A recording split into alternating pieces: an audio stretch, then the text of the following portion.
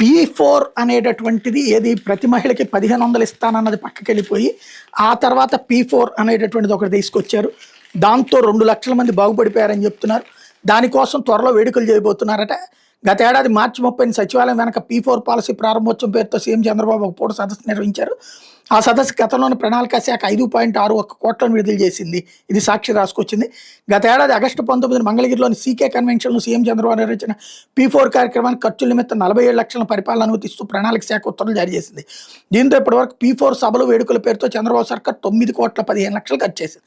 పేదరిక నిర్మూలన కోసం పేదలకు నేరుగా ఒక్క పైసా కూడా ఇవ్వని రాష్ట్ర ప్రభుత్వం ఖర్చుల పేరుతో కోట్లు వెచ్చిస్తోంది. సంపన్నులైన 10% కుటుంబాలు పేదరికంలో ఉన్న కుటుంబాలకు పేదరిక నుంచి బయటికి తీసుకురాలని కార్యక్రమం కోసం సదస్సులు వేడుకల పేరుతో చంద్రబాబు ప్రభుత్వం ఇప్పటికే ఏకంగా 9.15 కోట్లు ఏం చేయడం మీద అధికార వర్గాలు వ్యక్తం చేస్తున్నాయి. ఇక్కడ ఈవెంట్ మేనేజర్లను ఉంటారు, వాళ్ళు సంపాదించుకుంటారు. గతంలో తెలుగుదేశం అధికారంలో ఉన్నప్పుడు సంపాదించుకున్నారు. అదే ఈవెంట్ మేనేజర్లను జగన్ వచ్చిన తర్వాత కూడా చేశారు. కాకపోతే అన్ని ఈవెంట్లు జగన్ నిర్వహించలేదు, అంతే తేడా.